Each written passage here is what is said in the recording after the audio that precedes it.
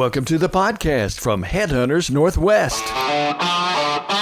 HeadHunters Northwest. Specialized recruiting, specialized approach, where we take you behind the scenes into our customers' businesses. For over 20 years, HeadHunters Northwest has served the global defense, small arms, and shooting sectors worldwide. Listen in as we discuss the inner workings of our USA and international customers. HeadHunters Northwest, finding you the best heads for business. Okay, welcome back to HeadHunters Northwest podcast. I probably say this every time you listen to these or watch these YouTube videos, but genuinely, I don't think there's ever been a podcast I've done that I haven't absolutely adored the person that I'm talking with. And I'm thrilled to have Krogh on the call today and on the video. I meant to look back, Jens, before we got on the call to see when we met. You probably remember what the year was-ish, but it was several years ago, many years ago. For sure. It's been at least 10 years. And, let me start by saying thank you so much for having me. I'm really excited to be here and to talk about this stuff and get to talk to you more. Well, it's something that I think we've talked off and on about doing for a couple of years, but the timing just never worked out. And I'm so honored that you would be willing to be on the podcast, because not only do I value our relationship, but your background and what you've done for our industry is extraordinary. Your product development, product marketing, and all things that go with products you can point to product after product after product at the companies you've worked at. And you're one of the most successful people, I would say, overall in our industry that people point to and say, oh yeah, Jens did that. It's amazing. So thank you for being here. Well, I really appreciate that. I've had the good fortune of working with some incredible people, some of which you found for me. So, well, I don't know, just Brogan, and I hope he listens to this at some point because he's just adorable. He did bring us together, so bless his heart. Okay, so I want our listeners, you guys, if you're listening, I want you to hear something that's new and exciting. Jens has started up his own consulting company that is called KroCo, and he is specializing in product launches. He's already working with several customers. And if you are in the industry and are attending NASGW, you should know that he will be at NASGW, and the smart companies who know they need help with product marketing and product launches, more importantly, you better get with Jens while he's there, because he'll be able to take some appointments, but it's filling up fast. So at the end of this podcast, we'll have his link and his email, and it'll be attached to all the information online and, of course, in the press release. So let's get to it. We're here to talk about product launch, which is definitely one of your specialties. Let's talk about what are some of the biggest mistakes you see companies make when they're launching a new product? Yeah. So, I think the number one mistake that our industry is kind of notorious for is launching a product without inventory. And, some people do it because they're super excited to show off their new thing, or some people do it for financial reasons. They got to do it now. They got to get the sales on the books. And, but in my opinion, it's a huge mistake, because you're spending all this energy and all this effort and all of this buildup towards a product launch, and then you have no return for it immediately. And 60, 90, 120 days can go by. If you're not shipping that product, people forget about it. Product launch windows are getting shorter. They're not getting longer. So, customers have short memories, and other companies are launching competitive products. And so I think it's really important to capitalize on those launch views, eyes, likes, whatever you're after, and really get as many sales as you can right out of the gate. Yeah, that makes good sense. But I could see doing something early, but you'd lose momentum so easily. And everything just moves so fast. What happens? You said that one of the things we talked about was emphasizing committing to a firm launch date. Can you kind of talk about why that's important and critical? Yeah, absolutely. So when you're building up to a launch and you're working with influencers, members of the media, and your own production team, in some cases, you need to be able to pick a date and stick to it, because if you're launching a new firearms product and you've scheduled out to be on the cover of a magazine or have articles coming, you want all of that stuff to kind of hit at the same time. And when you go and change those launch dates, it causes a major headache on the editors and publications Oh, that you're working with, especially on the print side. But also, if you have an influencer out there and you give them a go live date of, January 15th, all of a sudden you call them and say, hey, we have to push it to February. They might forget that. It becomes harder and harder for those people to keep track of those launch dates, and they sort of, can forget about it, or maybe they've already scheduled a post for that date and they forget to change it. So there's just a lot of things that can happen wrong once you start changing those dates. And it's really critical to be a good partner, right? yeah. You're working with the members of the media on all forms, from influencers to print, and you're working with, launch partners, and sometimes timing it with their new products. And so it's really important to be able to stick to a date once you choose it. Right. That makes sense. I wouldn't have thought about the fact they really are your partners, and it's not just your internal partners, but your external partners. And you're right. Once I put something on a calendar and I go to change it, even though we're electronic, it does seem to affect other things I forget about. Um, one of the things that I would think kind of goes hand in hand with launching a product, when you're talking about having samples ready, how do you get the samples ready? And how far ahead do they need to be ready? Because that would be hard to do, especially if you're trying to stick to this launch date. And what if something changes? I bet that's really tough with a product launch. It is. It's absolutely tough. And a lot of times those samples are, late stage prototypes or not full production items. If it's a firearms item, you know, you really need guns in the hands of media 6 months in advance, and the more time you have in advance, the more content you'll have ahead of launching. And so 6 months sounds like a really long time, but if you're working on a new firearms platform that's been in development for 2 or 3 years, you can kind of figure out what that looks like and have some late stage prototypes. If you're talking print, reviews that'll also be online for, any of the many print advertisers who also publish online, they need a couple of months from completion date of their articles to have it in print and in people's mailbox. So, they've got that lead time, and then their editors don't do stuff in 24 hours. So it would be very rude to ask an editor to, get a gun on a Thursday and have a complete review done by Saturday or Friday. Yeah. It's you need to give them time to give it a proper review, to spend time with the product. And then, on the influencer side, on the online social media influencers, they have busy calendars too. So they have to schedule a shoot. They might have a camera guy. They might need to rent a range. They need time to get these reviews done. They don't just happen overnight. And the longer you give them, the more time they have to edit it, to tweak it, to make it better. So in the end, the longer they have your product to review, the better the review is going to be in the end. More Yeah. complete going to be. Wow. I would not have, this is new information to me. This is one thing I love about these podcasts, because I may be a recruiter and know people, but I don't know anything about product launches. So it's a mystery, because when I know they're coming, they're already done. It's like buying for Christmas the year before. You guys already know what's happening. It's like planning for SHOT Show a year in advance. Well, yeah. And actually, that kind of walks us right into the next question I was going to ask you about. How do you balance that timing of a launch with industry events?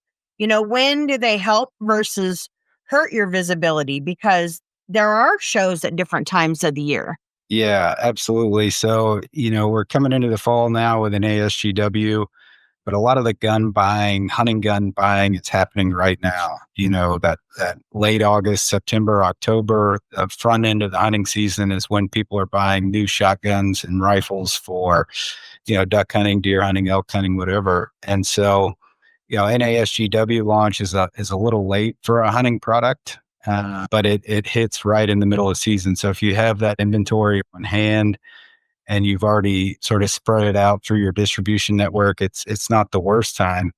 And you have a lot of eyes of the media there. You have a lot of attention. You have a lot of your customers, at that show. To the same extent, SHOT Show is after the hunting season. And so if your product is hunting focused, SHOT Show may not be the best time to do it unless it's a turkey hunting product or something like that where the season hasn't come up yet.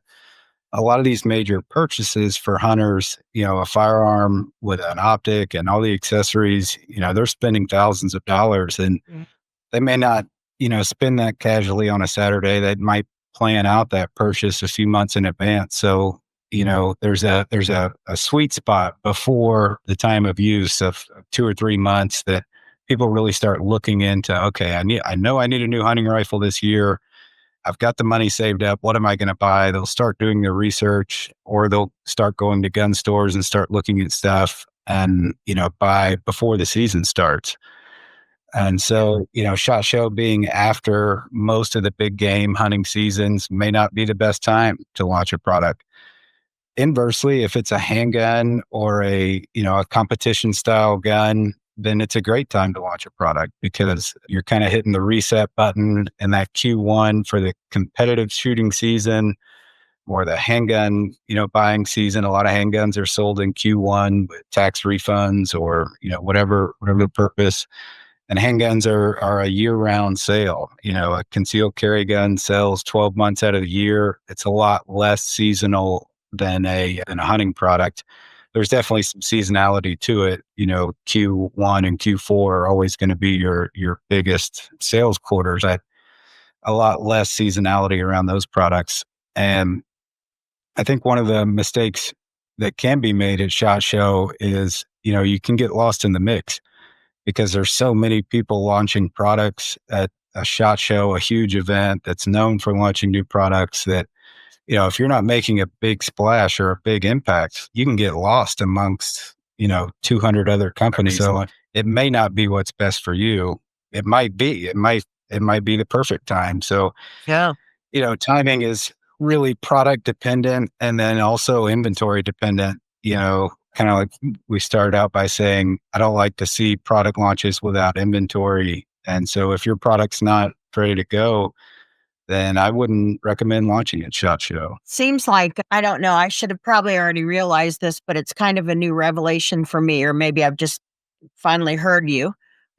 Not only is it important to get marketing people that know our industry because of the uniqueness of all things firearms, it can be highly regulated, it can be because of marketing limitations, but I think it sounds like even more important might be working with a person that understands when the launches should be done for these products and the niche within the niche and the timing and which trade shows attract who.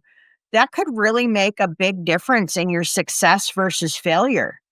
And I guess I didn't really put that all together until just now.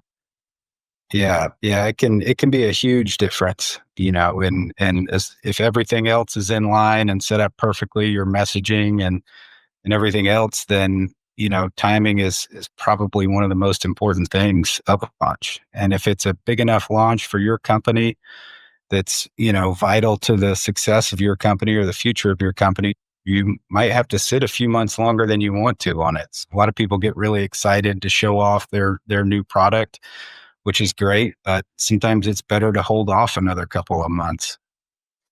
Yeah, that would be tough. When you're talking about the investment, because these are real investments, and when you get into a topic that could have, we could talk about this all by itself, but I don't want to get too far into it. Let's talk about trademarking, because how do you decide when you trademark and when you don't, and what features are worth that investment? And I almost want to say disclosure, because once you go to trademark, then everybody knows your drawings and everything, right?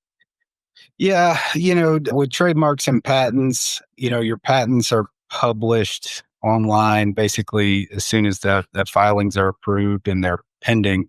And so people are going to see that, but it's patented, so it's covered. With trademarks, you can typically hide those a little bit better before launch them. And that expense is really, again, it's product dependent, but if you're launching a new handgun and you have 3 or 4 core features of that product that you're really pushing in the messaging, it's definitely worth the investment to do a trademark research to make sure that you're not nudging up against anybody else's trademark, but also to protect that yourself, because a competitor might come in and say they're doing the same thing and use the same language, and that can throw off your search engine optimization. It can throw off the analytics when people are searching for it. And, you have copycats out there. So sometimes those are unintentional, but, other times they're not.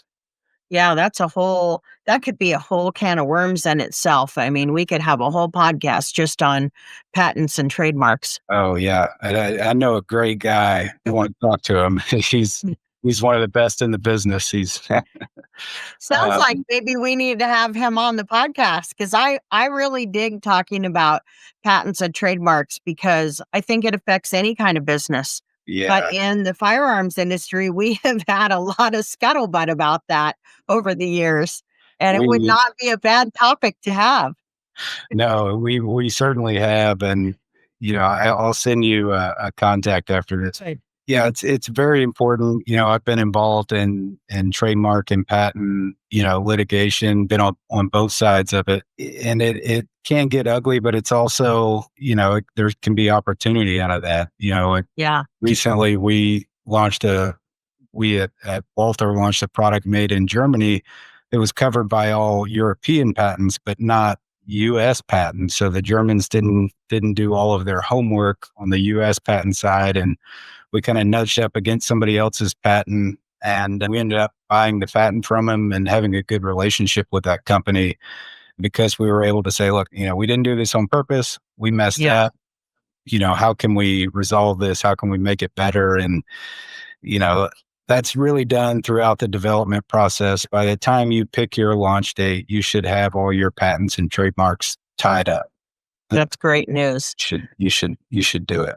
Yeah, good information. And I love to hear that companies are using good communication, because there's no reason not to assume that will work. It really does work more often than people realize. Just Yeah, good communication really makes the difference. We don't all have to sue each other. 100%. And we're in such a small industry overall and such a tight knit industry.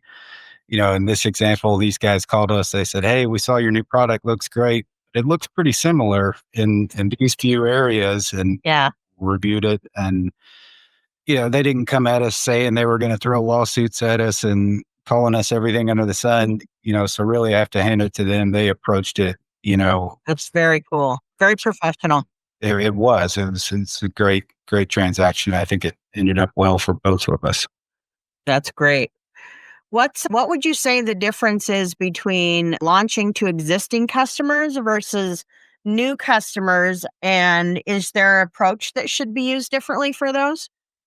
Yeah, for sure. I think it's all about where you're telling people about your new product. And if you keep going back to the same channels that you've always gone to and gone through, you're only going to hit the customers that you've already hit. So if your new product is something that you're really trying to reach new customers, you have to find new avenues to tell them about it. So whether that's, a different set of influencers, a different set of people reviewing that product, or a different media type altogether. Is this a more technologically advanced product that appeals to a younger generation? Then you have to find where that younger generation is getting their information and feed it to them there.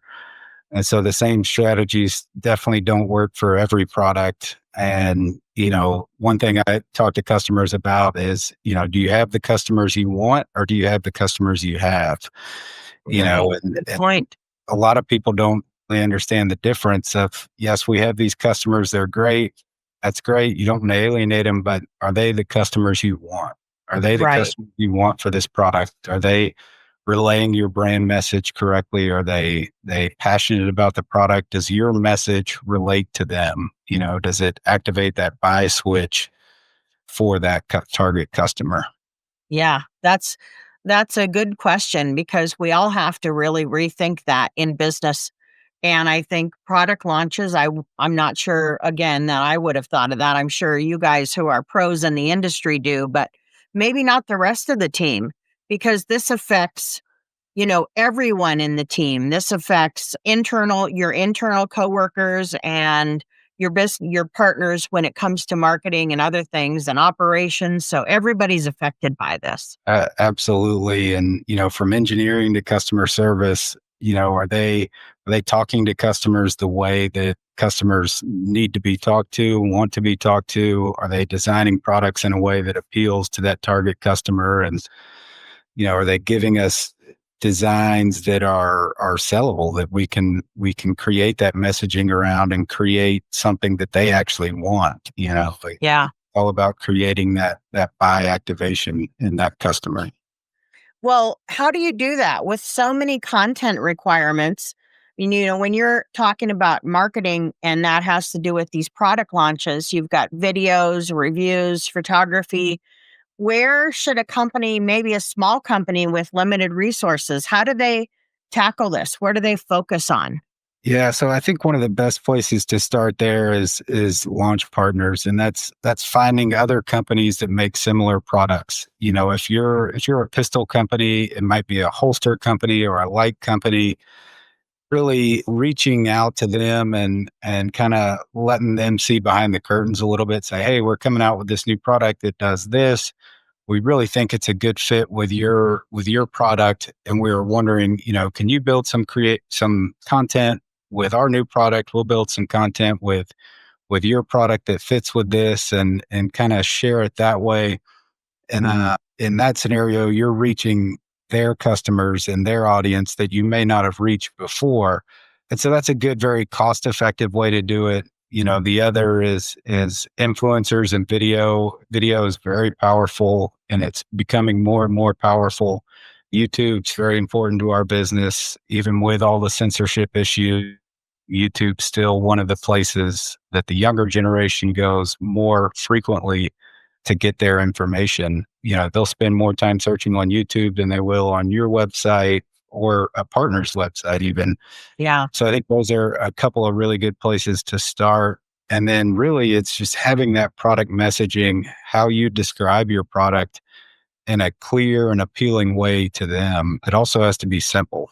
You with your messaging, click with customers, but you have to sell it to your internal sales team, to their dealers, the dealers to the counter guys, and the counter guys repeating it to the customer.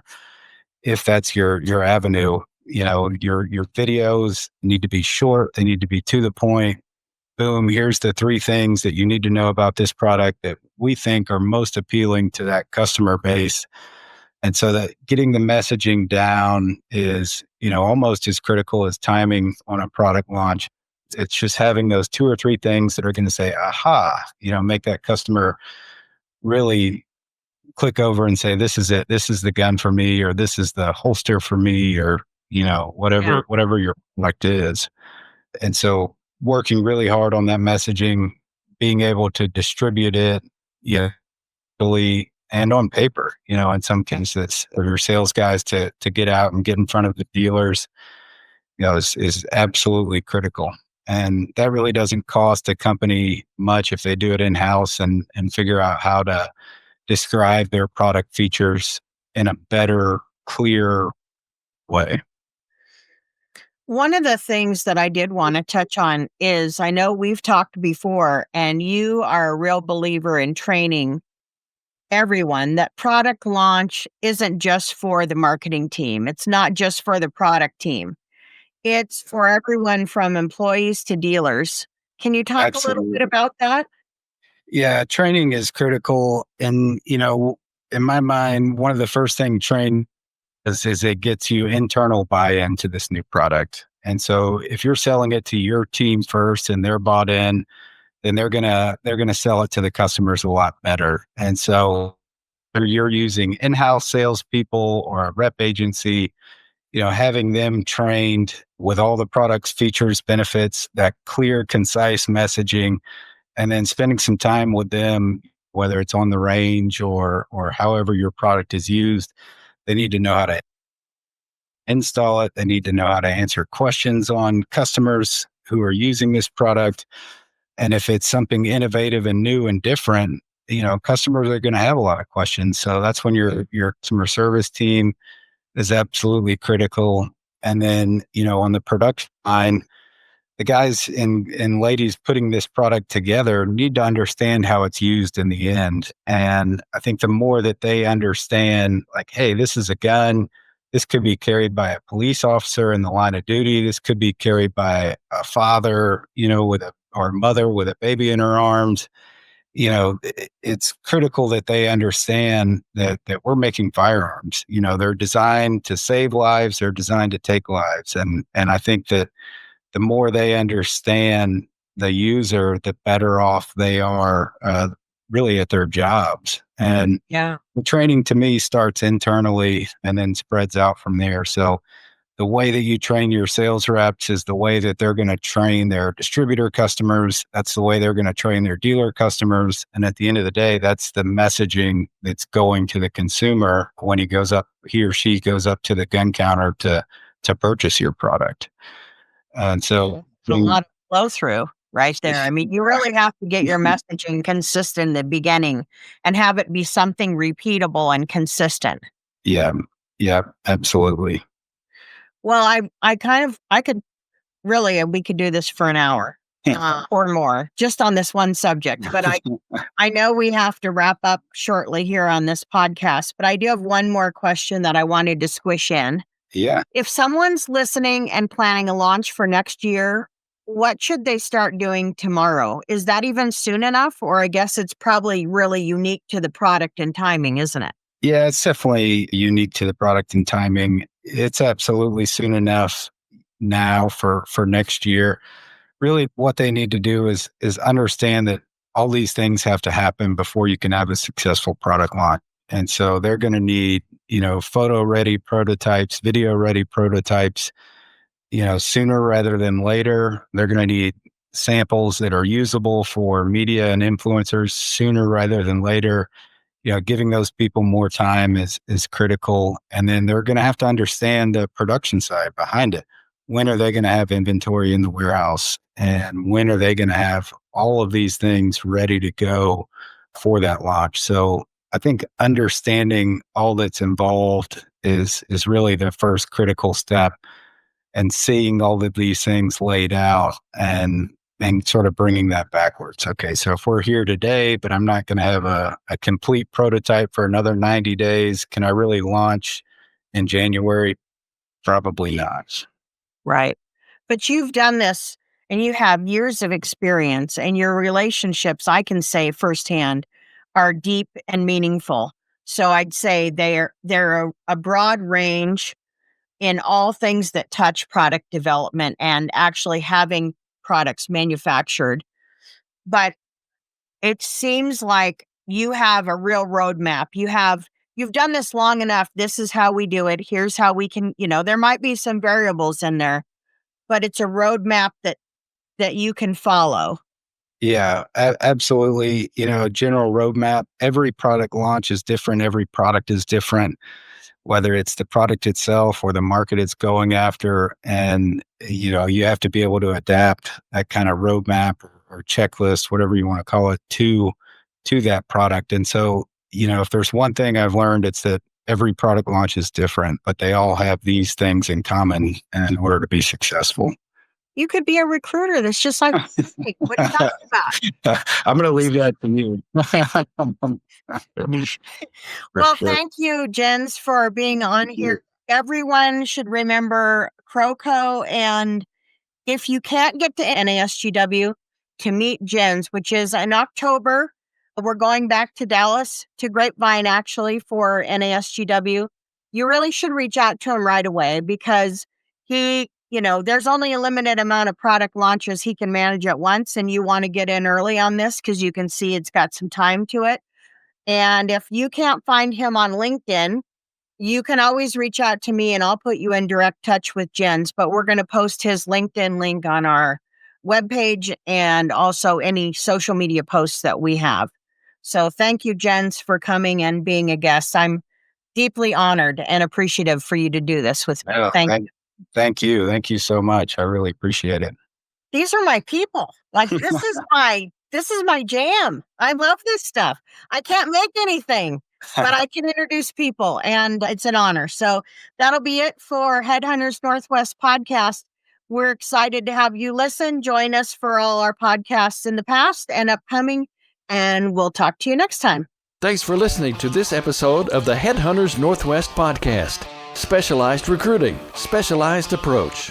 You can reach out at headhuntersnw.com or call 605-600-1709. Join us again next week as we look behind the curtain into the global defense, small arms, and shooting sectors. HeadHunters Northwest, finding you the best heads for business.